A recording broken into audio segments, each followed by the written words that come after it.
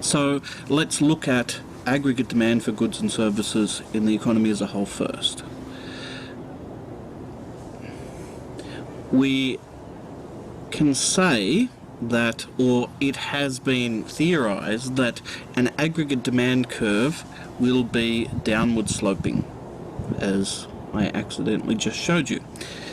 So when we say an aggregate demand curve is downward sloping, what we mean by that is that the general level of prices will be inversely related to aggregate demand, the total demand for goods and services in the economy as a whole.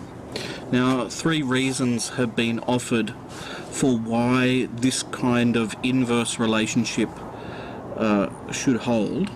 One is it's called the real balances effect, sometimes called the wealth effect.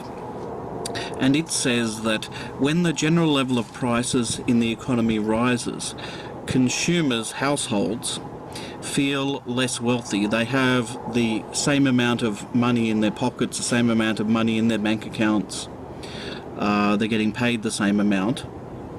Yet the prices of goods and services overall has increased. So their purchasing power of households' income seems to have fallen, and so households might react to that by consuming less. Another effect is, and it's all vice versa, so if the general level of prices fell, consumers might feel wealthier, they could purchase more with the existing incomes that they have, and so they might increase consumption expenditure. Anyway, the second effect is known as the interest rate effect, and this says when the general level of prices rises, there's an increase in the demand for money. Because people will, in order to continue purchasing, they'll have to pay higher prices, and they'll need more money to buy the essentials of life at those higher prices.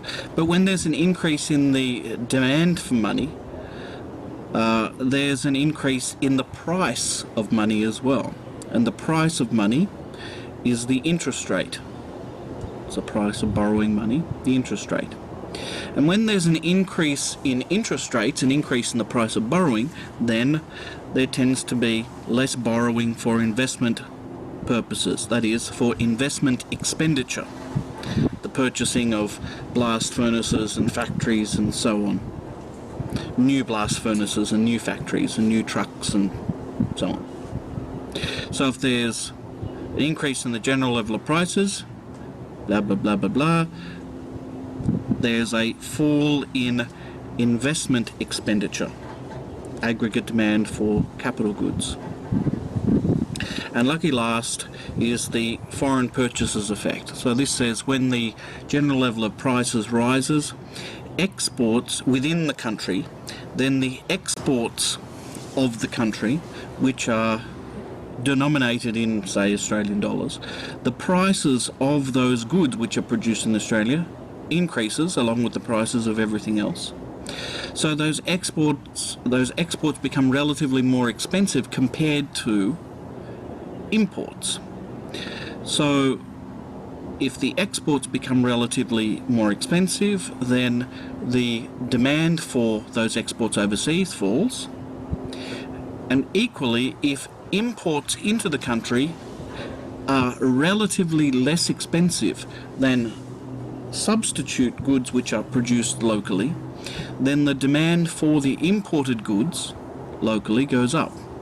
So overall, exports fall and imports rise. So net export revenue overall falls due to the price increase. So net export expenditure falls due to higher prices. And remember, it's all vice versa.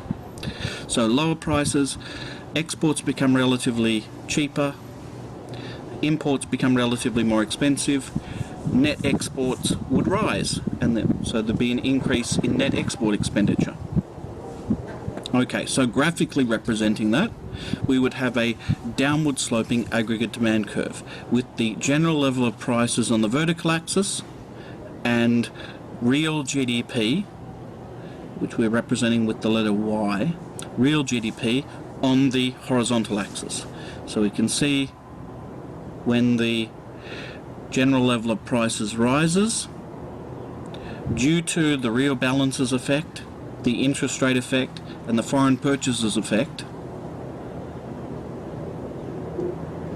there'll be a decrease in aggregate demand for real GDP, for goods and services.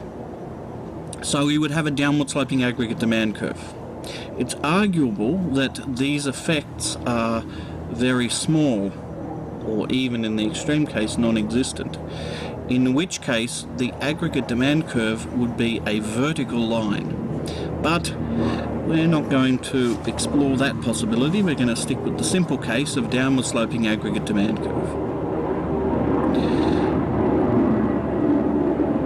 Alright, now what about shifting the aggregate demand curve?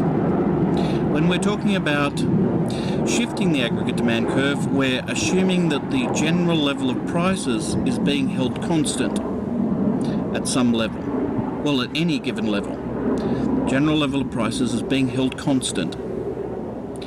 Now, if that were true, and there were an autonomous increase in consumption expenditure, for example, there might be an increase in consumer confidence. Households feel more confident about the future, and so they increase their consumption spending. Then aggregate demand for goods and services would increase at every level of prices. Or alternatively, if investor confidence rose, then businesses might be willing to borrow more for investment purposes at any given price level. The government might decide to increase government expenditure, build more roads, schools, hospitals, and so on for some reason. There would be an increase in government expenditure, an increase in aggregate demand overall at every price level. And equally, if there were suddenly one of our trading partners suddenly started to grow substantially for some reason or other, then they might increase their demand for Australian exports out of sight.